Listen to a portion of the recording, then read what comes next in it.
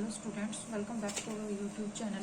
Let's start our next topic further. That is the basic properties of atomic nuclei, in which we have discussed already the three properties, that is charge, mass and the size of the nucleus. Now we discuss further the properties of the atomic nuclei. That is the next one property is the density of the nucleus. ठीक है, तो इससे आगे हम क्या further study करते हैं, density. तीन प्रॉपर्टीज हम कर चुके थे, चार्ज, मास और आपका साइज न्यूक्लियस का. इससे जो नेक्स्ट जो प्रॉपर्टी है वो आपकी आती है डेंसिटी ऑफ द न्यूक्लियस. हम डेंसिटी को स्टडी करेंगे. ठीक है, तो देखो जो हम क्या मान के हमने देखो क्या पढ़ा था कि जो एटम है उसका वोल मास, ज्यादातर जो मास होता है वो कहाँ पे कंसंट्रेटेड होता है, आपका न्यूक्लियस में. ठीक है, तो इसलिए जो न्यूक्लियस की जो डेंसिटी होती है वो क्या पाई जाती है, बहुत ही ज्यादा हाई पाई जाती है. कितने ऑर्डर की, अप्रोक्सीमेटली 10⁻17 किलोग्राम पर मीटर क्यूब. ठीक है, ऐसा क्यों है, क्या है कि डेंसिटी जो है, density of the nucleus is enormously inversely very high. ठीक है, तो डेंसिटी जो है इसकी क्या होती है, बहुत ही हाई होती है. कितने ऑर्डर की, 10⁻17 किलोग्राम पर मीटर क्यूब. इतनी डेंसिटी हाई होती है. ठीक है, और ये पाया गया कि जो डेंसिटी है ना न्यूक्लियाई की, सभी एलिमेंट्स की डेंसिटी नियरली सेम ही रहती है. ठीक है, ये पॉइंट इंपॉर्टेंट है. The density of all the nuclei जितनी भी जो न्यूक्लियाई हैं of all elements is very nearly same. Nearly density क्या रहती है आपकी, सेम ही रहती है. ठीक है, अब देखो डेंसिटी पता है हमें, डेंसिटी क्या होती है आपकी भाई, मास पर यूनिट वॉल्यूम है ना. तो अगर हम डेंसिटी को डिफाइन करें तो क्या कहते हैं, मास पर यूनिट वॉल्यूम. हम न्यूक्लियर डेंसिटी को रो से रिप्रेजेंट करते हैं एन. रो एन का मतलब न्यूक्लियर डेंसिटी. अब मास का मतलब किसका मास की बात करेंगे हम यहाँ पे, न्यूक्लियर मास की. न्यूक्लियर डेंसिटी पढ़ रहे हैं तो मास भी को क्या होगा, न्यूक्लियर मास. अपॉन क्या है, वॉल्यूम. तो वॉल्यूम के भी क्या होगा, वॉल्यूम ऑफ द न्यूक्लियस. ठीक है, यहाँ पे वॉल्यूम भी किसकी आएगी, न्यूक्लियस की. तो आपकी रो एन क्या हो जाएगी, न्यूक्लियर मास. न्यूक्लियर मास कैसे करोगे, देखो एक मास न्यूक्लियन के एक मास को मल्टीप्लाई कर दो टोटल जो है आपके न्यूक्लियंस. टोटल न्यूक्लियंस किससे रिप्रेजेंट किए जाते हैं, उसके मास नंबर से. मास नंबर क्या बताता है, कितने आपके न्यूक्लियंस है. एक न्यूक्लियन के मास को मास नंबर से मल्टीप्लाई कर दोगे तो वो क्या बन जाता है, nuclear mass divided by volume. कैसा मानते हैं, स्फेरिकल. तो 4/3 पाई आर, यही होगा. ठीक है, और कल ही पढ़ा था हमें R इज इक्वल टू क्या होता है, R0 R होता है ये, है ना. तो अगर R³ देखा था तो R³ क्या था, R0 A, यही था, R0³ इंटू A, ये हो सकता है. तो देखो रो एन क्या हो जाएगा आपका, AMN अपॉन 4/3 पाई. देखो यही तो था, R इज डायरेक्टली प्रोपोर्शनल, ऐसे करके ही तो क्या था, directly proportional to A. R³ is directly proportional है ना, 4/3 पाई R³ ऐसे था. तो R³ is equal to R0 A लिख सकते थे, है ना. R0 का जो क्यूब था, क्यूब कर रहे हैं ना, तो इधर भी क्या आ जाएगा आपका क्यूब. ये R0 ये तो कांस्टेंट ही है ना, तो इससे कोई फर्क नहीं पड़ेगा. तो ये क्या आ गया, 4/3 पाई R A लिखो यहाँ पे. ठीक है, R0 और A. ठीक है, तो ये जो है यहाँ से A से A कैंसिल हो गया, तो क्या आ गया, MN अपॉन 4/3 पाई R0. ये सभी क्या है, कांस्टेंट. तो ये भी क्या है, कांस्टेंट. तो ये नियरली आता है आपका 10⁻17 किलोग्राम पर मीटर क्यूब. तो ऐसे हम क्या निकालते हैं, आपकी न्यूक्लियर डेंसिटी. ठीक है, क्योंकि देखो ये तो हमने कल ही पढ़ा था, न्यूक्लियर साइड से R³ 4/3 pi R³ is directly proportional to A. Directly का साइन हटाते हैं तो एक कांस्टेंट आ जाता है R0. ठीक है, तो ये क्या आ गई, आपकी न्यूक्लियर डेंसिटी आ गई, और सबकी नियरली यही सेम रहती है, 10⁻17 किलोग्राम पर मीटर क्यूब. ठीक है, उसके बाद जो नेक्स्ट जो प्रॉपर्टी है आपकी वो क्या है, न्यूक्लियर. इसके बाद है आपकी न्यूक्लियर स्पिन या फिर angular momentum of the nuclear. Angular momentum किसका, ऑफ द न्यूक्लियाई. ठीक है, अब देखो भाई ये जो आइडिया है पाउली ने सजेस्ट किया, पाउली ने 1924 में सजेस्ट की हाइपर फाइन स्ट्रक्चर को. ठीक है, ये एटॉमिक में आप पढ़ोगे भी हाइपर फाइन स्ट्रक्चर क्या होते हैं। ठीक है, उन्होंने कहा कि उन्होंने बहुत सारी प्रॉपर्टीज जो है एटॉमिक न्यूक्लियस की वो हाइपर फाइन स्ट्रक्चर पे बेस जो है एक्सप्लेन की। उन्होंने कहा कि जो प्रॉपर्टी जैसे मास हो गया, एंगुलर मोमेंट हो गया न्यूक्लियाई का, ये सब। ठीक है, उन्होंने कहा जैसे आपके इलेक्ट्रॉन्स बाहर रिवॉल्व कर रहे होते हैं ऑर्बिट में, सेम वैसे ही न्यूट्रॉन और आपके क्या है प्रोटॉन्स, वो क्या कर रहे होते हैं न्यूक्लियस के अंदर कांस्टेंट मूव कर रहे होते हैं क्वांटाइज्ड ऑर्बिट में। ठीक है, उन्होंने क्या कहा जैसे आपका इलेक्ट्रॉन आउटर ऑर्बिट्स में रिवॉल्व कर रहा होता है, वैसे ही न्यूक्लियस के अंदर न्यूट्रॉन और प्रोटॉन भी आपके क्या कर रहे होते हैं, आपके कांस्टेंट मोशन में रहते हैं। ठीक है, न्यूक्लियॉन्स अब वो मोशन में है तो उसकी वजह से क्या होते हैं उनके उसके ऑर्बिटल मोशन होती है। ठीक है, और ऑर्बिटल मोशन की वजह से उनके पास एंगुलर मोमेंटम भी होता है और आपका ऑर्बिटल मैग्नेटिक मोमेंट भी होता है। ठीक है, साथ में वो अपनी एक्सिस के अराउंड भी स्पिन कर रहे होते हैं, तो स्पिन मोशन की वजह से उनके पास क्या होता है, स्पिन मैग्नेटिक मोमेंट भी होता है। ठीक है, तो ये आप बुक में है पढ़ सकते हो, मैं जस्ट थ्योरी बता रही हूँ, थ्योरेटिकल पोर्शन ज्यादा है। तो उन्होंने क्या कहा कि जैसे इलेक्ट्रॉन्स आउटर ऑर्बिट में रिवॉल्व कर रहे होते हैं, वैसे ही न्यूक्लियॉन्स अपने न्यूक्लियस के अंदर कॉन्स्टेंटली मूव कर रहे होते हैं, जिसकी वजह से ऑर्बिटल मोशन की वजह से उनके पास ऑर्बिटल एंगुलर मोमेंटम और मैग्नेटिक मोमेंट होता है। साथ में वो अपनी एक्सिस के अराउंड भी स्पिन कर रहे होते हैं, तो उनका क्या होता है, स्पिन एंगुलर मोमेंटम भी होता है और स्पिन मैग्नेटिक मोमेंट होता है। ठीक है, इसलिए जो टोटल एंगुलर मोमेंटम की अगर हम बात करें न्यूक्लियॉन्स की, स्मॉल आई, वो आपका सम होता है किस किस का, ऑर्बिटल का और आपका किसका, स्पिन का। ये किसी एक न्यूक्लियॉन के लिए लिखा है।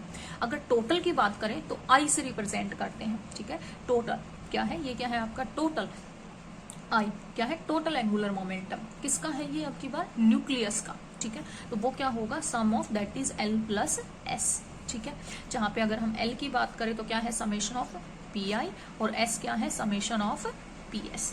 ठीक है, मतलब सभी का सम। तो टोटल एंगुलर मोमेंटम जो है आई, वो यूजुअली ये क्या कहलाता है आपका, न्यूक्लियर स्पिन या फिर इंट्रिंसिक स्पिन। ये क्या है आपकी न्यूक्लियर स्पिन या फिर इंट्रिंसिक स्पिन भी बोल देते हैं। ठीक है, न्यूक्लियर स्पिन ही बोलते हैं। तो आई जो होता है, आई का जो मैग्नीट्यूड है वो कैसे डिफाइन करते हैं, under root i into i plus 1 और आपका एच कट। ठीक है, ये होता है। ठीक है, अब जो आई है वो किस पे डिपेंड करती है, आई जो न्यूक्लियर स्पिन है वो आपकी डिपेंड करती है मास नंबर पे। ठीक है, न्यूक्लियर स्पिन जो है किस पे डिपेंड करती है, nuclear spin I depends on, किस पे डिपेंड करती है, ऑन द मास नंबर, आपके मास नंबर पे डिपेंड करेगी। ठीक है, अगर आपका मास नंबर न्यूक्लियस का इवन मास नंबर है, अगर क्या है, इवन मास नंबर है किसका, न्यूक्लियाई का।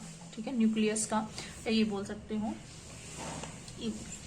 कोई भी न्यूक्लियाई दे रखा है आपको, उसका क्या है, आपका मास नंबर क्या है, इवन मास नंबर है, तो उसके आई की वैल्यू क्या होगी, इंटीग्रल मल्टीपल होगी। क्या होगी, इंटीग्रल मल्टीपल। और अगर किसी का क्या है, ओड मास नंबर है, तो उसकी जो आई की वैल्यू होगी वो क्या होगी, हाफ इंटीग्रल होगी। क्या होगी आपकी, हाफ इंटीग्रल मल्टीपल होगी किसकी, एच कट की। ठीक है, तो न्यूक्लियर स्पिन किस पे डिपेंड करती है, मास नंबर पे। अगर मास नंबर इवन हुआ तो इंटीग्रल मल्टीपल होगा, और अगर ओड होगा तो हाफ इंटीग्रल। वो कैसे, देखो, क्योंकि आई जो है वो किस किस का सम है, एल प्लस एस का। ठीक है, अब देखो हमने कहा एल एस तो हमेशा क्या होगी, या तो प्लस हाफ या फिर माइनस हाफ, मतलब एस की वैल्यू तो हमेशा हाफ इंटीग्रल मल्टीपल होगी। अब बात डिपेंड करेगी एल पे। ठीक है, अगर इवन मास नंबर हुआ है ना, अगर क्या हुआ आपका मास नंबर इवन हुआ, ठीक है, तो इवन, अगर इवन हुआ तो ये तो इवन, लेकिन ये ओड, तो आपकी क्या आएगी, हमने क्या कहा, अगर क्या हो, इवन मास नंबर हो, है ना, इवन मास नंबर का मतलब नंबर ऑफ न्यूक्लियॉन्स इवन, है ना, न्यूक्लियॉन्स इवन, तो हाफ हाफ भी ऐड होके क्या हो जाएगा, इवन, हाफ हाफ भी वन इंटीग्रल हो जाएगा। तो ओवरऑल स्पिन क्या आएगी आपकी, इवन की वजह से इंटीग्रल मल्टीपल। लेकिन अगर क्या हो, ओड हो, मान लो ओड हुआ, तो इसका मतलब जो स्पिन का जो कंपोनेंट रहेगा वो हाफ अलग ही रहेगा, है ना। अगर 3 हुए तो 2 तो 1/2 करके 1 मिला लेगा, लेकिन एक क्या रहेगा, 1/2 ही रहेगा। तो उस 1/2 की वजह से क्या रहेगी आपकी जो इंटीग्रल जो स्पिन होगी वो क्या होगी, हाफ इंटीग्रल रहेगी। ठीक है ना, ओड की वजह से, क्योंकि एक अलग से, क्योंकि सबकी स्पिन हाफ होती है ना, तो इस वजह से। तो जो भी न्यूक्लियर स्पिन जो होगी वो क्या होगी, इवन होगी। अगर इंटीग्रल इवन हुआ मास न्यूक्लियाई, का मास नंबर तो इंटीग्रल मल्टीपल, और अगर ओड हुआ तो हाफ इंटीग्रल मल्टीपल होगी। ठीक है, तो ये आपकी प्रॉपर्टी थी न्यूक्लियर स्पिन की। ठीक है, उसके बाद जो नेक्स्ट जो आती है वो आती है आपकी मैग्नेटिक डाइपोल मोमेंट। नेक्स्ट जो प्रॉपर्टी है वो क्या है आपकी मैग्नेटिक डाइपोल मोमेंट, जिसको हम म्यू से रिप्रेजेंट करते हैं। तो हम क्या पढ़ेंगे, न्यूक्लियर मैग्नेटिक मोमेंट पढ़ेंगे। ठीक है, अब देखो जो मैग्नेटिक डाइपोल मोमेंट होता है किसी भी न्यूक्लियस का, वो किसकी वजह से आता है, वो आता है due to the motion of charge particle. किसकी वजह से आता है, due to the motion of charged particle. Magnetic जो मोमेंट होता है डाइपोल मोमेंट, वो किसकी वजह से आता है, motion of the charge particle की वजह से। मान लो कोई भी हमने एक चार्ज पार्टिकल लिया जिसका चार्ज क्या है, क्यू है, मास क्या है, एम। कोई चार्ज पार्टिकल जिसका चार्ज क्यू है, मास क्या है आपका, एम है, और वो रिवॉल्व कर रहा है विद वेलोसिटी वी। वी क्या है उसकी वेलोसिटी। ठीक है, किसी ऑर्बिट में जिसकी रेडियस क्या है, आर है। ठीक है, तो और टी क्या है उसका टाइम पीरियड है। टी क्या है उसका टाइम पीरियड। ये सारे पैरामीटर हैं। तो अब बताओ उसका करंट क्या होगा, आई। तो करंट क्या होता है, charge per unit time. Current क्या होता है आपका, charge per unit time. Charge को अगर आप टाइम से डिवाइड करते हो तो वो क्या होता है, करंट। ठीक है, और टाइम, अगर टाइम पीरियड निकालना हो तो टाइम पीरियड क्या होता है, distance upon speed, that is velocity, है ना। तो डिस्टेंस कितनी है, सर्कुलर है तो सरकमफेरेंस 2πr अपॉन वेलोसिटी कितनी लेके चले हो, v। तो यहां से I is equal to charge कितना मानना, q अपॉन t। t की वैल्यू कितनी आई है 2πr, और ऊपर क्या चला जाएगा v।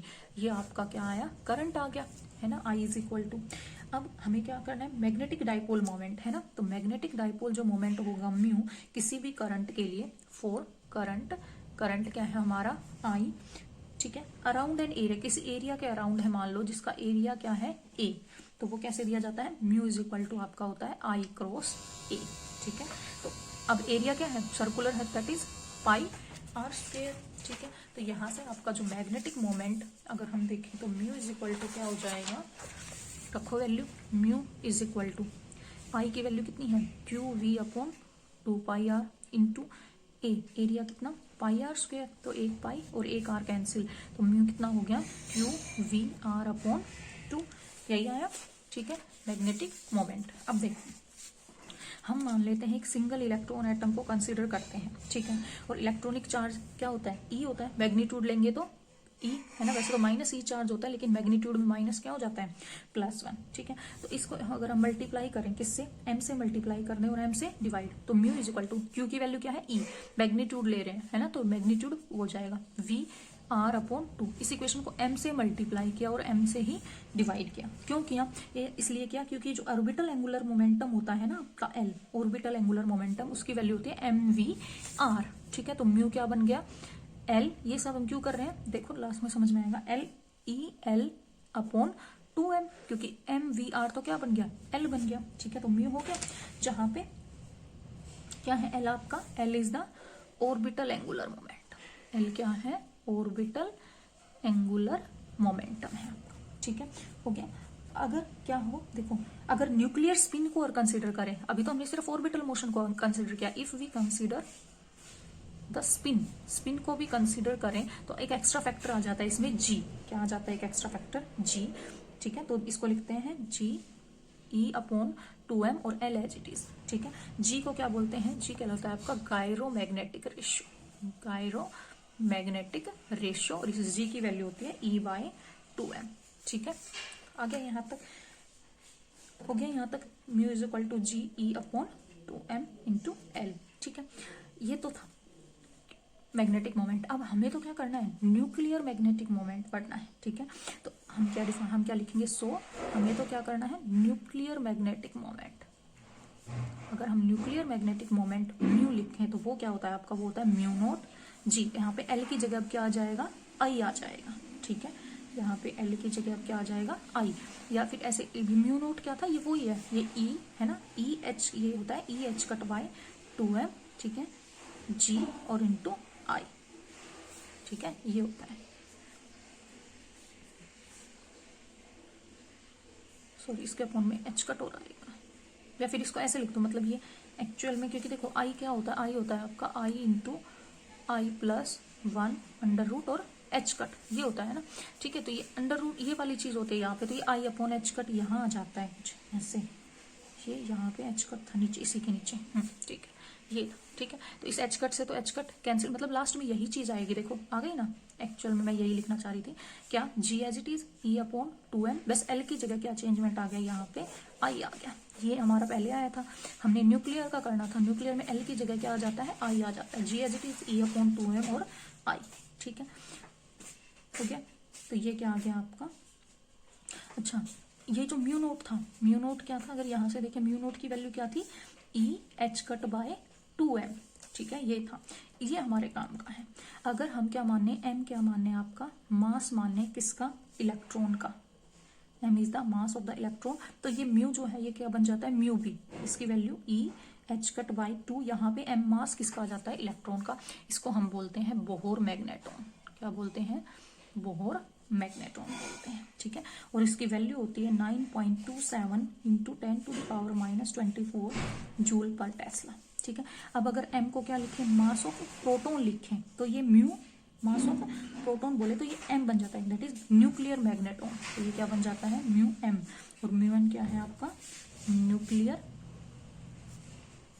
मैग्नेट्रॉन, तो ये म्यू m क्या हो जाएगा, E H cut by 2m p बन गया।